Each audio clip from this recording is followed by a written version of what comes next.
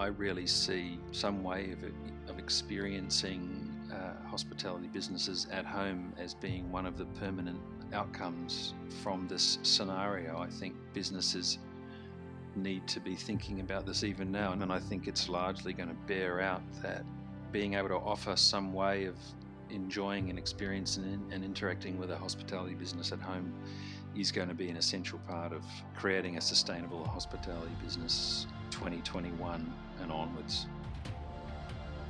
This is the Deep in the Weeds podcast. I'm Anthony Huckstep.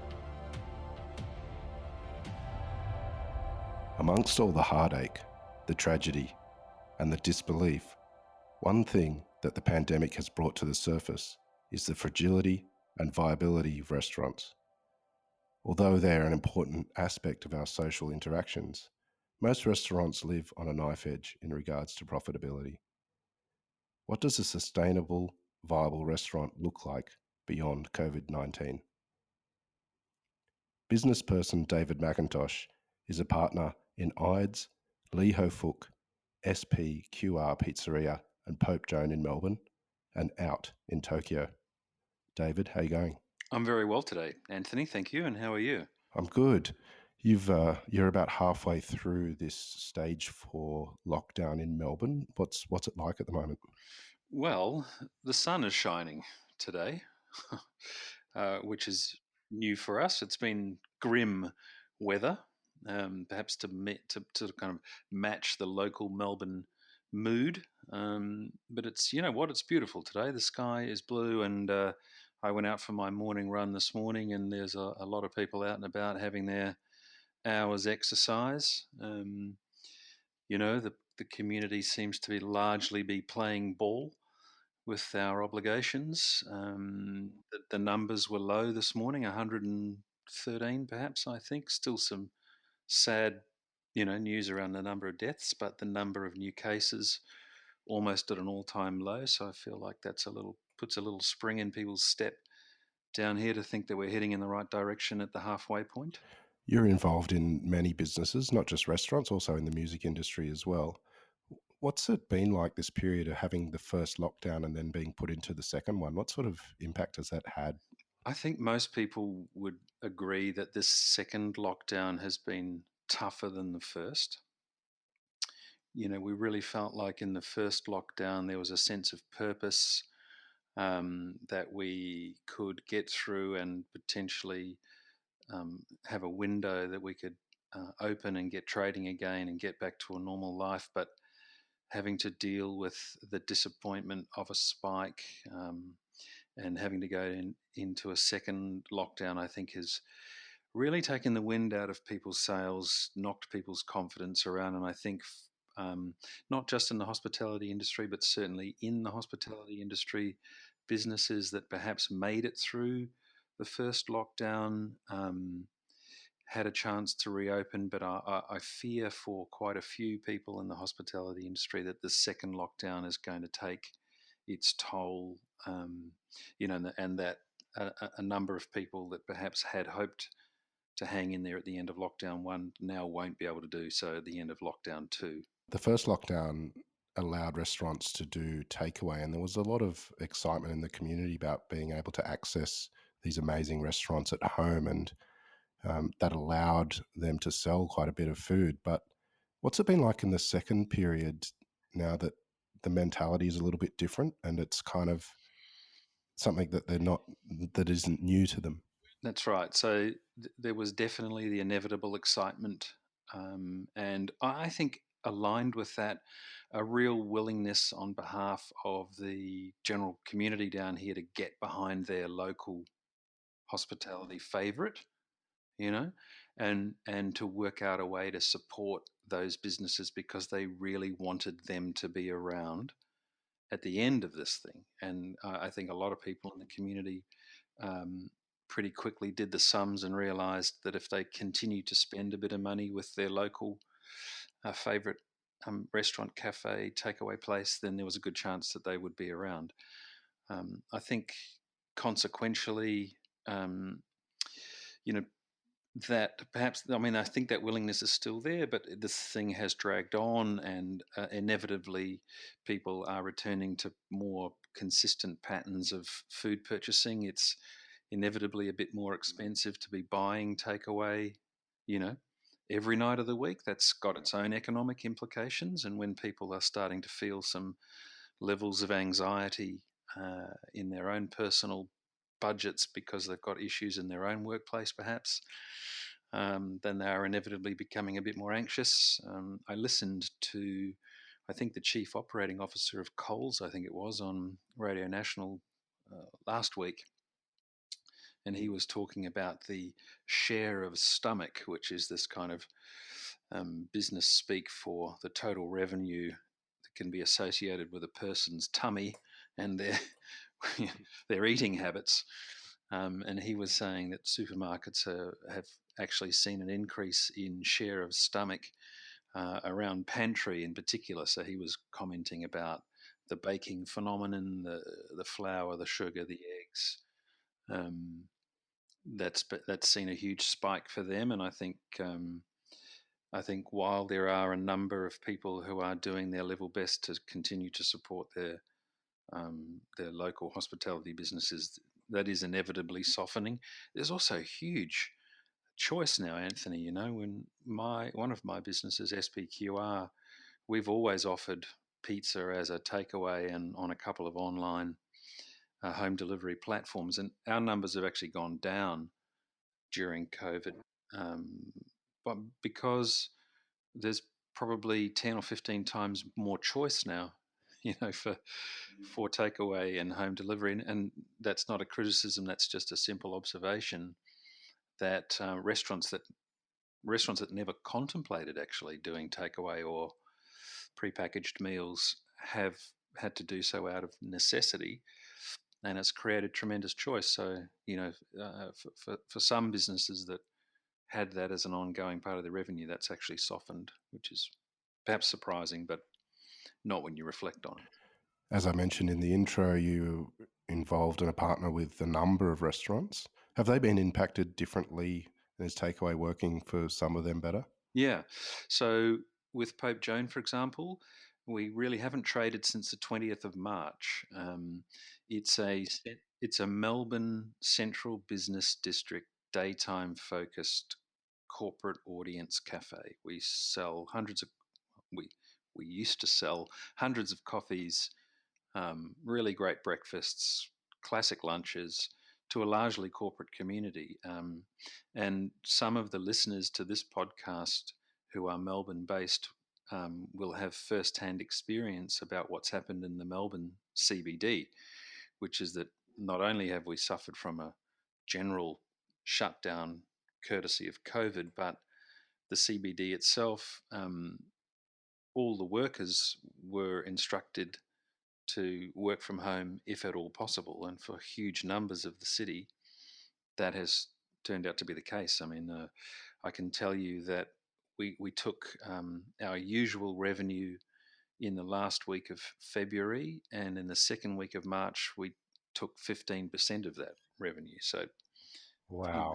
things, yeah, so it fell off a cliff fast because not just COVID, but the instructions to work from home meant that the 8,000 odd people that work in the towers around us at the top of Collins Street, they'd all gone by the second week of March.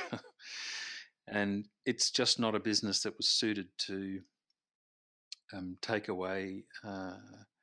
And I was quite keen for my staff to actually stay safe. We had one of our staff members was just about to go on maternity leave, and you just think, look, the JobKeeper thing came along, which was difficult to fund at the outset, but has largely kept a number of our guys, safe at least. So it just didn't make sense. Whereas for both IDES with Pete Gunn and Lee Ho Fook with Victor Leong, there was an audience that was actually quite excited to stay connected to those businesses. And both those guys have made their at home experience fun, which is, I think, essential. in these times, Anthony. If you can try and still have some fun with your cooking and fun with, because hospitality is meant to be a fun business anyway. You know, it's you usually are sitting in a restaurant because you're in a positive frame of mind and you want a great time with your friends. Um, and so both Peter and Victor have offerings that people have to do some assembling at home, and that can be really entertaining if you take it in the right way, and if you don't drink too much while you're trying to put the food together, it can be really fun, but can be a bit challenging by the last course if you've had a couple of glasses of wine. But but it's largely worked out well, and they've had great responses, and they've had they have customers that order every week, which is really lovely. With SPQR, we actually found a whole new business, which we've named From Scratch Dough, and we actually do part cooked pizza bases for the retail trade. Oh, wow. Yeah, we felt a sense of obligation. We had, I think, 3 international visa workers with us at SPQR who weren't being offered any support, and obviously lots of people have had lots to say about that. Um, and for us, that's an essential skill for us. We can't make pizzas without actually quite highly skilled people, very few of whom fit into the rules around that support for JobKeeper. So they're mostly international people that have these kind of wood-fired sourdough pizza cooking skills, and we had several of them on the staff. So we felt a desire to keep the business going. We couldn't really shut that down and just do the JobKeeper thing there because these 3 or 4 people would be left with nothing. Um, but it's actually turned out to be a fabulous thing because we've found this new opportunity which we will stick with even when we can open our pizza restaurant again, because it turns out that by doing a slightly better version of a product which people were vaguely familiar with anyway, which is a part cooked pizza base, just do a better version. Um, it's been great. People have really embraced it, and we've got some wonderful grocery stores and little independent supermarkets and things that are having a great success with them. So that's been something positive out of all of this. With something like that will continue on after. That's right. Yeah. So if we can get the central business um, Liverpool Street restaurant open again and trading, and I'm kind of thinking that might happen perhaps in November, then we can continue to focus on building the second part of our business, which is that's exciting. Will the takeaway model continue for Ho Fook and IDES, do you think, beyond COVID? Yeah, and not just for Ho Fook and IDES. I really see the some way of experiencing hospitality businesses at home as being one of the permanent outcomes from this scenario. I think businesses need to be thinking about this even now, and others have written about it. Notably, Adam Lior, I think, wrote an interesting kind of futuristic piece in the Guardian a little while ago, and that touched on the idea of saying, how can a customer have different experiences with the same business? And it was prescient at the time, and I think it's largely going to bear out that um, to a greater or lesser degree, being able to offer some way of enjoying and experiencing and interacting with a hospitality business at home is going to be an essential part of creating a sustainable hospitality business 2021 and onwards. No, I don't think there's any question about that. Restaurant models moving forward, what kind of restaurants do you see surviving beyond COVID? And I think the general public don't realize how slim the margins are in hospitality. Do you think that this will change due to what's just happened? So, look, I think most people are saying that somewhere between 30 and 40% of hospitality businesses won't return, which is an enormous tragedy for each of those individual businesses.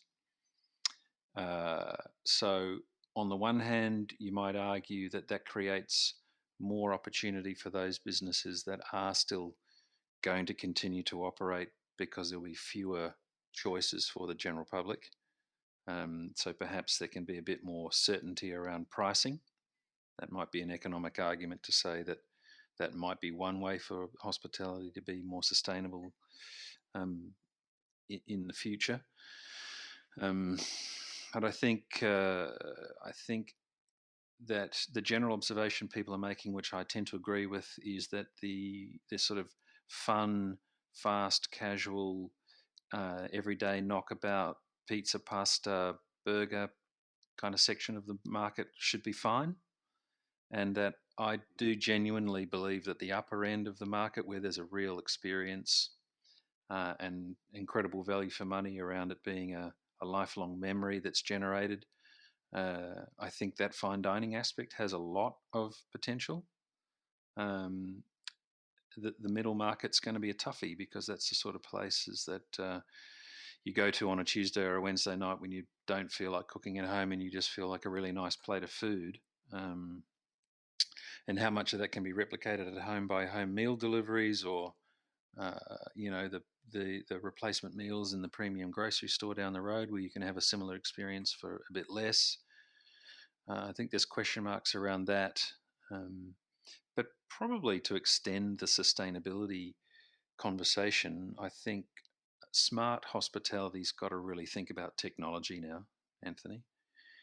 Um, and I think there are people who are creating technology that is going to be enormously helpful, I think, for future hospitality, whether it's a business like me and you that's got this kind of at table ordering experience that I think refocuses front of house staff to be more engaged about the vibe and less about procedural stuff, or deputy and tanda who are looking after time in attendance and rostering and all that kind of stuff. And there's a couple of procurement apps and other bits of technology that are coming, all of which I think, again, that a hospitality business that wants to be sustainable is going to have to really think about adopting technology where it's appropriate and useful in their business to try and make them more,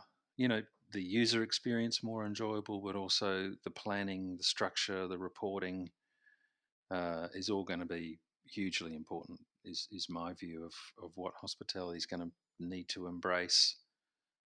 We sort of got pretty good at it with things like online reservations, right? I mean, I remember my first phone call from some people 7 or 8 years ago saying, "Oh, there's this new business coming, and we want to be able to take reservations online and feed into your diary." And I'm thinking, that's a crazy idea. No one's going to want to do that. What are you talking about? No one's going to want to give up their little paper reservation book. And that's just the norm now. You just expect to get on your telephone and book a restaurant and get a confirmation note, and you know that you can go there later that night and the restaurant's expecting you and looking forward to seeing you, and it was a totally seamless experience. And I think the flow on from all of that is it's all coming, and I think people should be wise to that and get behind it.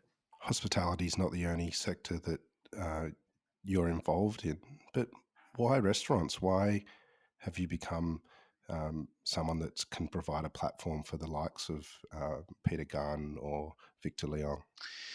I've actually not really had many other jobs that aren't in the hospitality industry since I got my first, bar job back in Auckland when I was supposed to be going to university and doing a bachelor degree. And I was actually really loving what I was doing at night time, interacting with the general public and chatting to them about food and wine and making them drinks and things. I actually really loved it.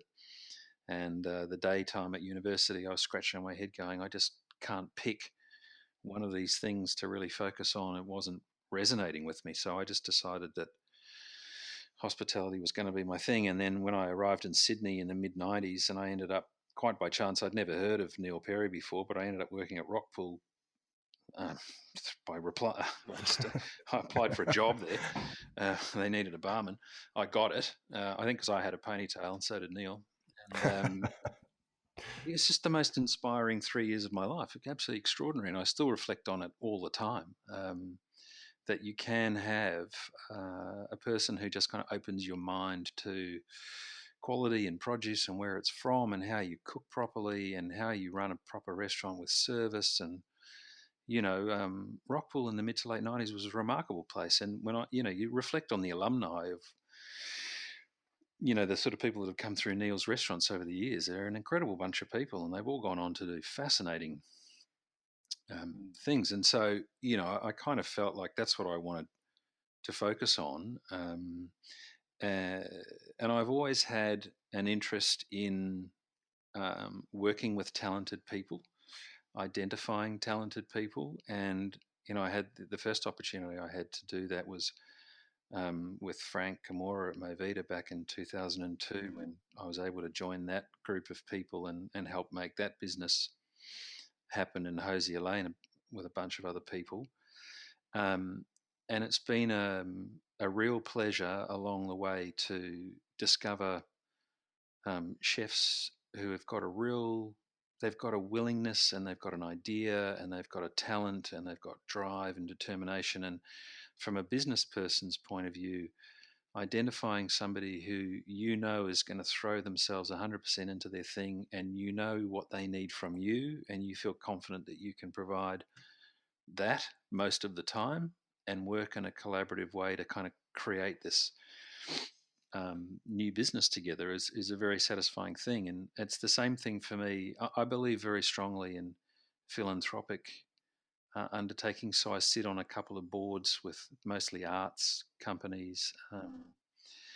And one of them in particular, the Australian National Academy of Music, which is an elite sort of performing academy for classical musicians here in South Melbourne, sort of has the same approach, which is that they look to unearth the most talented classical musicians from Australia and New Zealand and give them the most extraordinary practical experience of their life for 2 or 3 years in order to help them build a career for themselves in the classical music world. And it's kind of a talent identification game there too, of saying, well, without fear or favor, send us your audition, and if you're good enough, you get to come.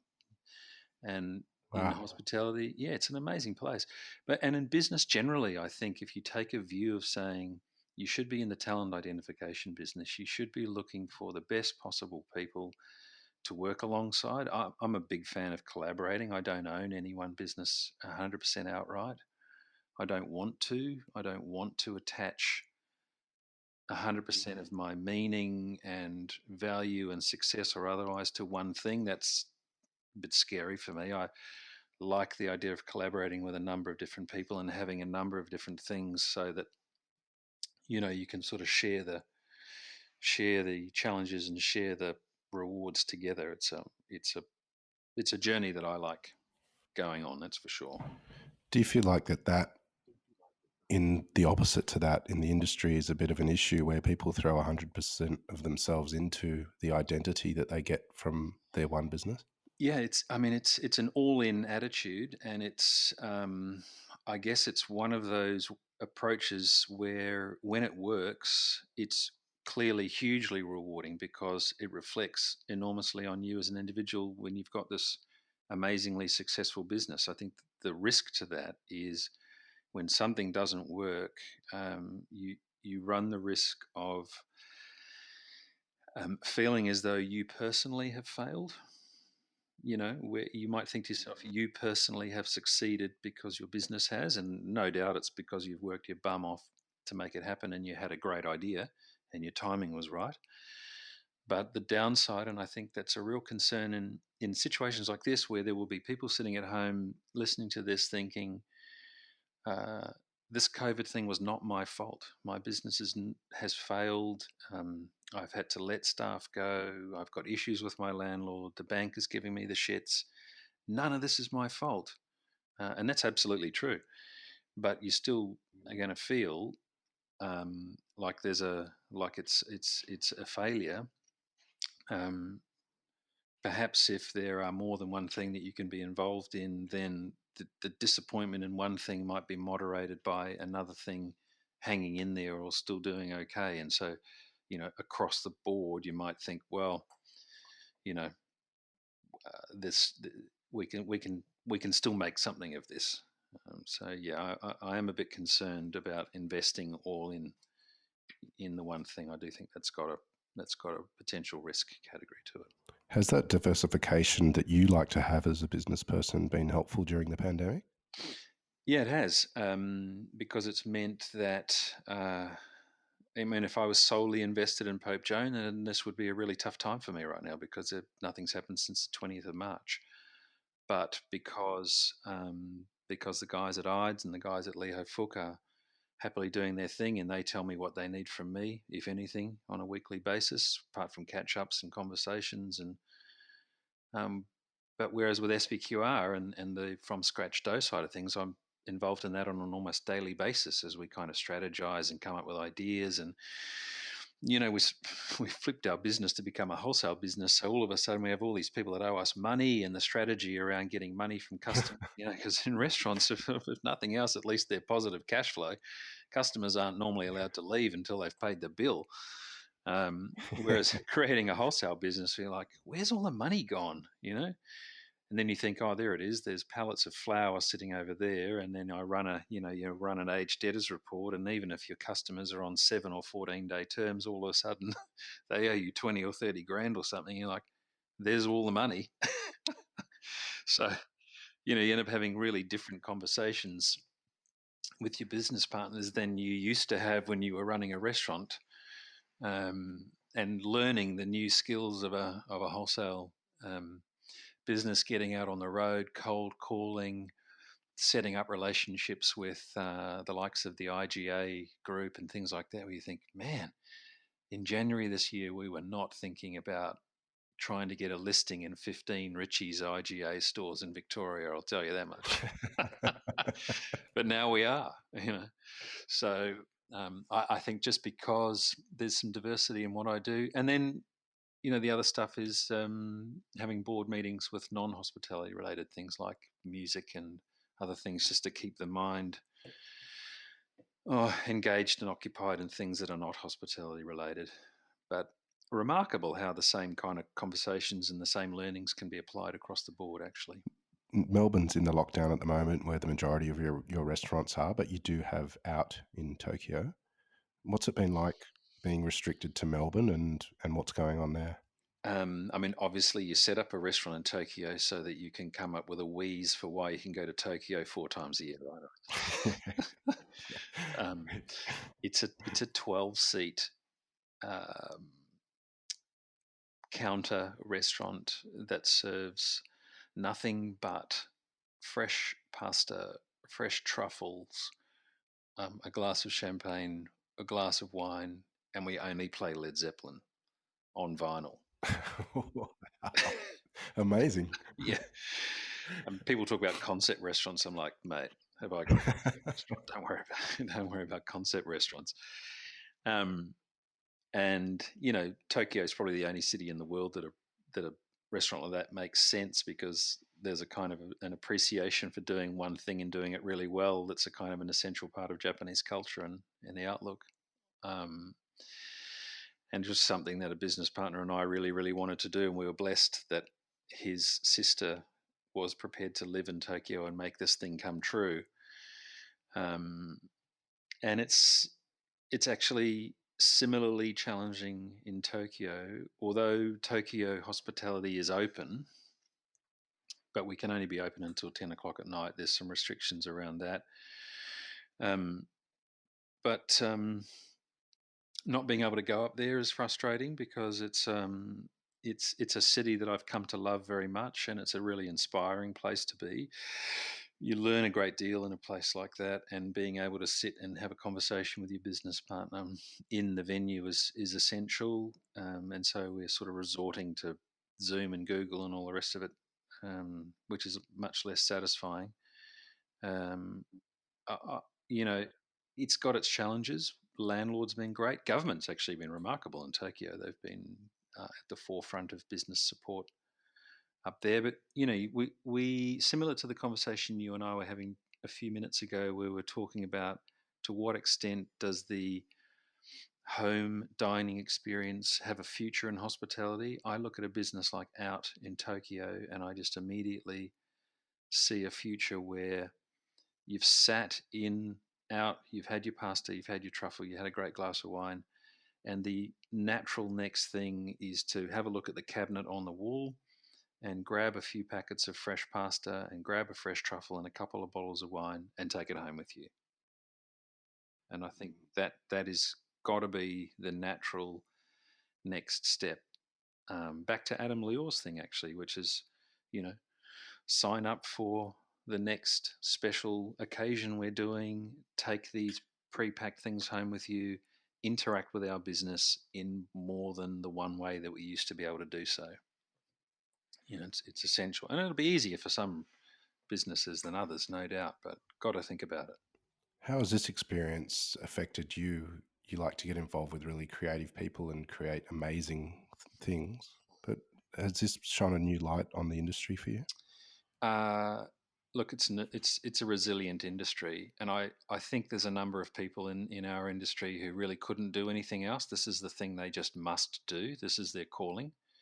Um, I think there are a lot of creative artists in the hospitality industry, and so this goes beyond job. It goes beyond business.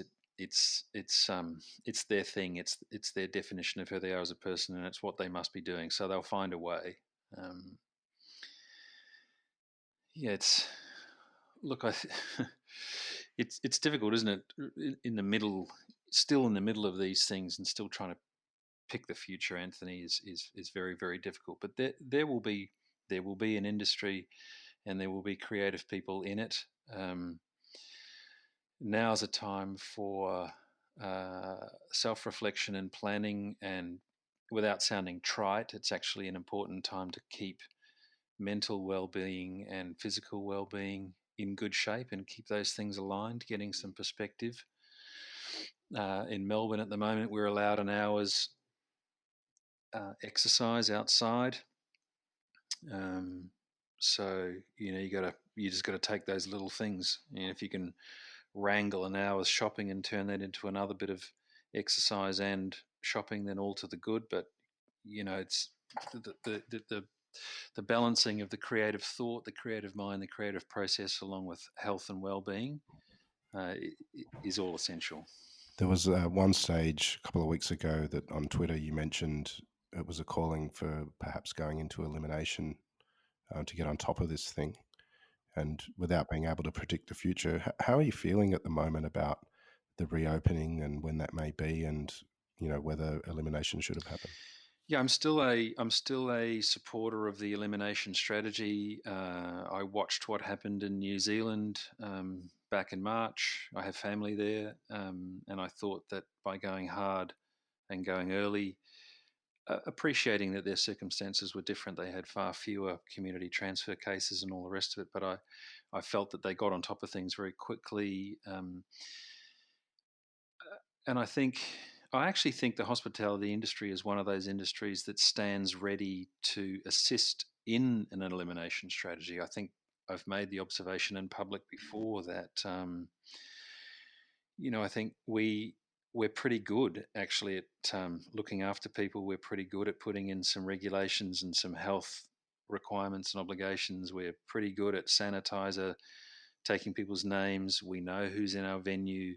We can do appropriate training with our staff. And I like to think that the hospitality industry can play an essential role sooner rather than later. We've seen that large gatherings in people's private homes has been an issue. And that's not surprising in the slightest, because of course you want to hug and kiss and be close to your family and loved ones. It makes perfect sense, but it's also potentially dangerous. Whereas in a hospitality sitting in a professional environment where you're just not going to go there if you're feeling poorly anyway. And if you do, you arrive and you give your name and your contact details, and you're encouraged to wash your hands and sanitize and sit with some social distancing and all the rest of it. I actually think we're an industry that could potentially respond in the elimination strategy. The elimination strategy doesn't mean that from time to time there will be flare-ups. That's an inevitable part of the deal. But I think, if you look at the New Zealand scenario, they've recognised that too.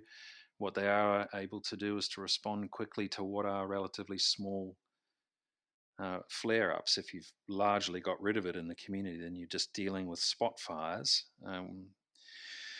So yeah, I mean, I still think that it's a great goal to achieve, and I think large parts of Australia actually have achieved it. Really, Anthony, and look at WA, the Territory, South Australia, Tasmania, Queensland to a greater or lesser degree. I really think we're talking about Victoria and New South Wales as being the states that have had a tough run with some frustrating situations around quarantine and one thing and another. But as a country, you've got to feel like we're pretty close Yeah. to getting largely on top of the numbers. Yeah. It's a time for self-reflection. Is there some positives that you're going to take out of this experience? Yeah, I'd like to think so. I certainly hope so. Yeah, look, I think there's without. I want to sound kind of blasé about this, but I do think that 2021 might be a pretty fantastic year. Actually, I think if we can get on top of this thing, if we keep the numbers low, if a vaccine makes itself available, and/or we largely eliminate this thing, we could see quite an exciting time. You could see people coming out of their homes and really wanting to reconnect with their community. I personally am, gutted that I can't go and see music. I can't go and see a band at the pub.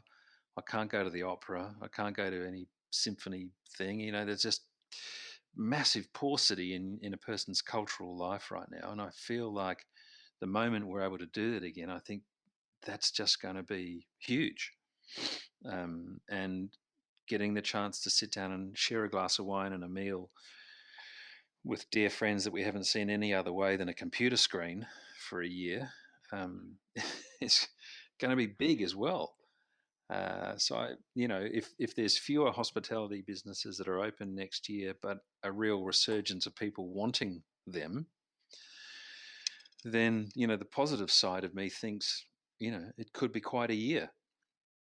And as long as the health crisis has largely been dealt with, then we can get on with the economic recovery through positive reconnection with the industry again. That would, and I don't think that's impossible, personally. Well, I'm very much looking forward to that. Yeah, me too. Me too. Dave, you've been bloody amazing. It's a pleasure to chat to you, Anthony, and congratulations on what you've done with these podcasts. I think there's a positive outcome from this thing, right? That people have got to share their experiences and listen to people's personal take on these things, and I think that's a great thing. So congratulations to you. Well, thank you, and we're honoured to have you on, and please keep in touch, and we'll talk to you soon. Thank you so much. Nice to chat. This is the Deep in the Weeds podcast. I'm Anthony Huckstep. Stay tuned as we share the stories of Australia's hospo community, suppliers and producers in search of hope during this pandemic. Special thanks to executive producer Rob Locke for making this all happen. Follow us on Instagram at Deep in the Weeds Podcast, or email us at podcast@deepintheweeds.com.au. Stay safe and be well.